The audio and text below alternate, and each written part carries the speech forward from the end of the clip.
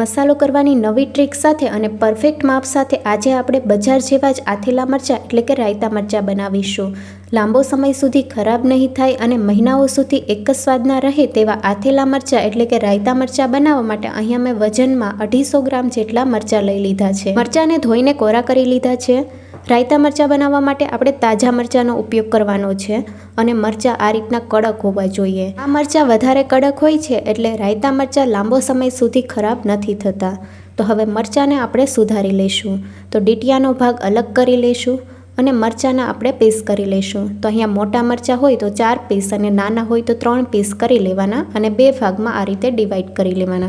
મરચાંના પીસમાંથી આપણે બિયાનો ભાગ અને નસોનો ભાગ નથી કાઢવાનો, જેનું કારણ હું તમને આગળ જણાવીશ. તો આ રીતના બધા પીસ કરી લીધા છે. બધા મરચાંમાંથી મીડિયમ સાઇઝના પીસ કરી લીધા છે અને અહીંયા આપણે નસોનો ભાગ અને બિયાનો ભાગ નથી કાઢ્યો, જેથી મરચાં લાંબો સમય સુધી કડક રહે છે. જો નસોનો ભાગ અને બિયાનો ભાગ કાઢી લેશો તો મરચાં સોફ્ટ બની જશે.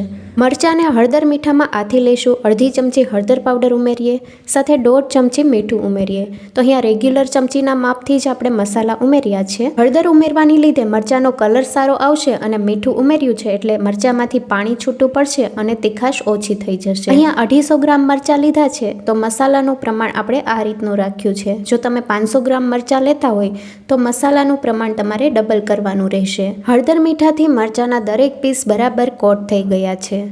તો હવે આપણે ઢાંકણ ઢાંકીને 1 કલાક માટે રેસ્ટ માટે મૂકી દઈશું. ઢાંકણ ઢાંકી દઈશું. 15 મિનિટ જેવું થાય એટલે એકવાર મિક્સ કરી લેવાનું. તો એમ 3 થી 4 વાર આપણે મિક્સ કરી લઈશું. 1 કલાક જેવું થઈ ગયું છે અને મરચાંને 2 થી 3 વાર મિક્સ કરી લીધા છે. મરચાંમાં મીઠું બરાબર એબ્સોર્બ થયું છે, જેના લીધે મરચાંમાંથી પાણી છૂટું પડવા લાગ્યું છે અને મરચાંને એક સાઈડ કરીને આ રીતે તમે જોઈ શકો છો કે આ રીતનું પાણી છૂટું પડ્યું છે અને એક્સ્ટ્રા બિયા પણ નીકળી ગયા છે. તો આ પાણીમાં તીખાશનો ભાગ હોય છે અને મરચાંને હવે આપણે કોરા કરવાના છે. આ રીતે મેં ઝારામાં લીધા છે. તમે કોઈ પણ કાણાવાળા વાસણમાં મરચાંને લઈ લેવાના. આ રીતે ઝારાને થોડો હલાવવાનો એટલે એક્સ્ટ્રા બિયા હોય એ પણ અલગ થઈ જશે. તો બધા મરચાં ઝારામાં કાઢી લીધા છે. મરચાંમાંથી બિયા અલગ થઈ ગયા છે અને હવે આપણે ઝારામાં મરચાંને બરાબર ફેલાવી દઈશું. મરચાંમાં મસાલો ઉમેરતા પહેલાં મરચાંને બરાબર કોરા કરવા જરૂરી છે. જો મરચાં થોડા પણ ભીનાશવાળા હશે તો મરચાં લાંબો સમય સુધી સારા નહીં રહે.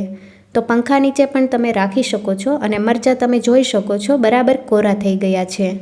તો હવે આપણે એક બાઉલમાં કાઢી લઈશું. રાયતા મરચાંને એકદમ બજાર જેવો સ્વાદ દેવા માટે આપણે રાયતા મરચાંનો મસાલો તૈયાર કરી લઈશું. પેનમાં 1/4 કપ રાઈના કુરિયા ઉમેરીએ. વજનમાં જોઈએ તો 25 ગ્રામ છે. 250 ગ્રામ મરચાં સાથે આપણે 25 ગ્રામ રાઈના કુરિયા લીધા છે.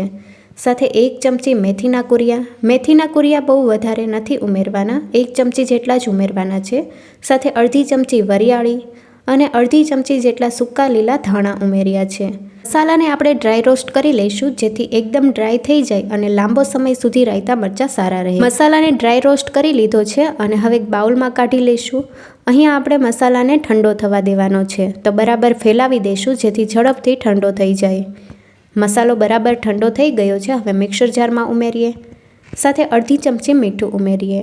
મસાલાને અધકચરો વાટી લઈશું. તો પલ્સ મોડ ઉપર એટલે કે મિક્સરને ચાલુ બંધ કરતા જઈને ફેરવવાનું છે.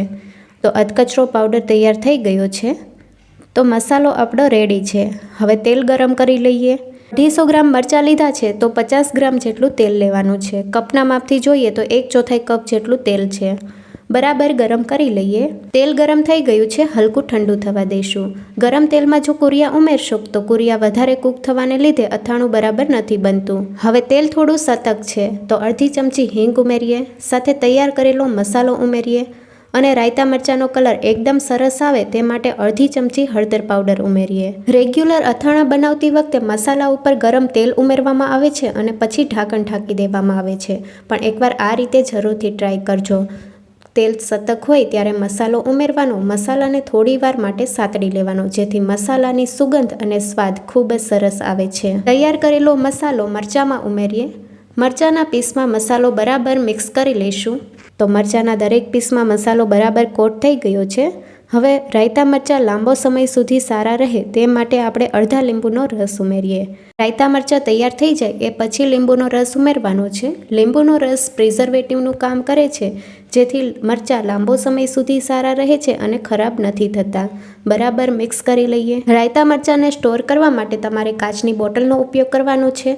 કાચની બોટલ બરાબર વોશ કરેલી હોવી જોઈએ અને થોડીવાર માટે તડકે રહેવા દેવાની. એ પછી તમે સ્ટોર કરી શકો છો. રેસીપી કેવી લાગી કમેન્ટમાં જરૂરથી જણાવજો. નવી રેસીપી જોવા માટે ચેનલને લાઇક, શેર અને સબસ્ક્રાઇબ કરો. Thank you for watching.